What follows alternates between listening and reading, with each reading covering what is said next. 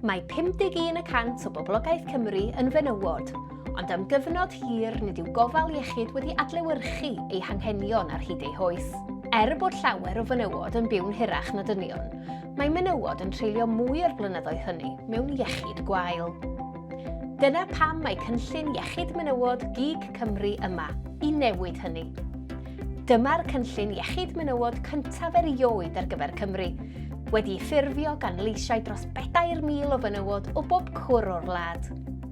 Mae ein gweledigaeth 10 mlynedd wedi'i llunio i wella gofal, creu mynediad gwell a chynyddu cymorth i fenywod ar bob cam o'i hoes.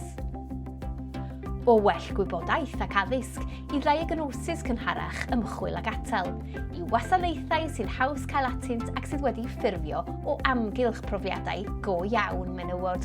Gan weithio gyda menywod, arbenigwyr iechyd, ymchwilwyr a'r gymuned iechyd menywod, mae 8 blaenoriaeth glinigol wedi cael eu hamlygu ar gyfer 10 mlynedd nesaf.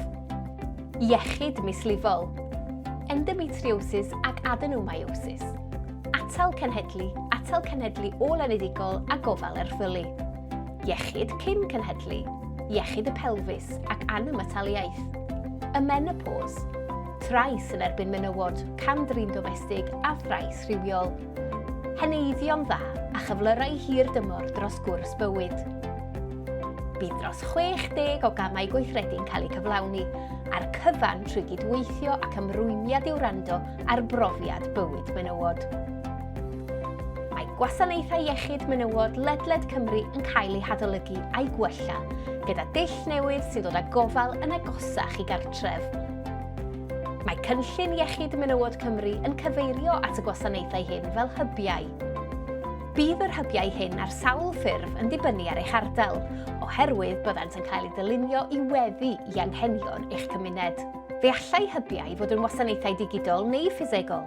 Bydd llawer o'r gwasanaethau hyn ar waith erbyn mis Mawrth 2026. Mae ein cynllun yn fwy na gofal iechyd yn unig.